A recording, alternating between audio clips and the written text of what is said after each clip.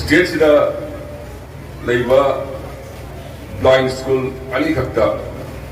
दगी हाइका copy सिना अमा ओइना class 8 फाउ ले हाय नसाई कोई प्रिंसिपल थंबिरबदा सी क्लास 8 सी लोरगांदा 9 10 तंबसी अतोप जगह अमदा मुचत पैदो याना इनकन्वीनियंस होइबनिना सिदा अपग्रेडेशन तौबियो हाइबनी होय नान युमदा लांबदसु आई महाजरिदुनी मधु ओहेला सेना सोशल वेलफेयर की डायरेक्टर सु यावरी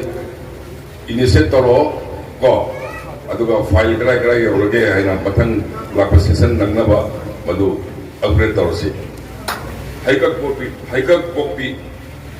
हाइबा सराउंडिंग सिदा कोई तामिनरिबा ग्रुप हाइजबदाई ओम आइमोल चोथे मरिंग अनाल लंकांग दराव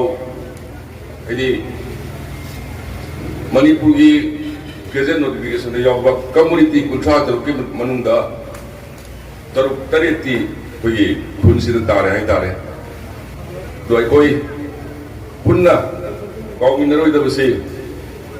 थेंकांग गयादा मणिपुर की महिरोल दगे हौरकांदा थेंकांग गयादा मणिपुर से अवादगी गाखिबा तोहान तोहान बा कोई इलांग सिंह मिखा फोलंबगी पार्ट मयाम सी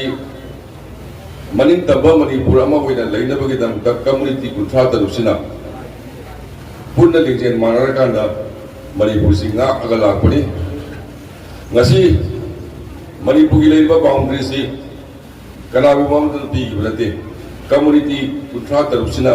सेमगिबा अमदि गाखिबा अदुगुबा बाउंड्री नि अदना एकोय पुमना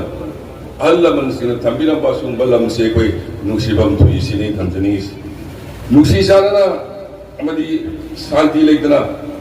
लेबा अमदि चौकट पे यारो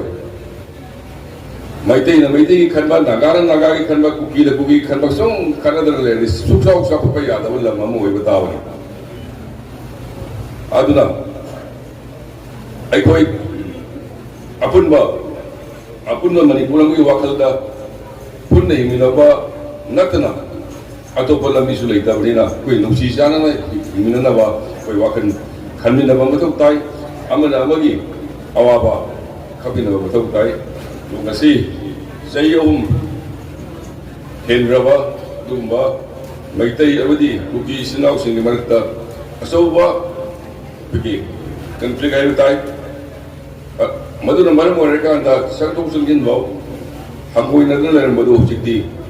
bigi sinau mayam dusu ipal laga aeroplane tomba hore frequently aduga ai bangalore su तोंगान तोंगान बा ग्रुप सिंह लाखना उन्नदा शांति कमायना पोरक्सिगे हाइबसी खनबा होबे मरक सिदामु सिंगी लमदा अमु खनबा हौरक पुसिना मरम वरेगांदा होई शांति की प्रोसेस दा थेंगनबा पोडमा दुम होय दोइन ngasi लेपचरी बा महम मसिदगी ना पिल तबजरी होई खदबना सावनाबना solution kawo yaroi thabak khudumaki waroisin wari sarga loisin madabani second world war gi etomum ta gi do wari sarga aduma second world war gi china rog loisin gi aduna imung amada masibana khanaba gi thok da bodati aduma na khalaga anda let's forget the past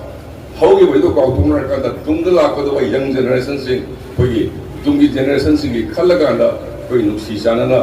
लेबना तब अतोप लंबी लेते Simai थमजगे state से कोई crisis in topics दगी economy से अदोकी मतिक फतव state अमा होइले रे अदसु manage तौबा मंदा होना बदा मसे अवाब स्टेज अमनी सी मरक सिदा मु सिंगी इरांग सिला को दमदा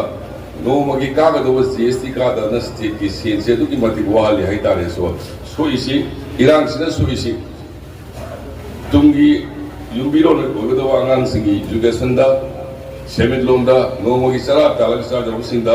पुनमक सोपनिना एना लोसन जरपदा एकोई पुन्ना शांति लेवल लेबा कम ओइनाबा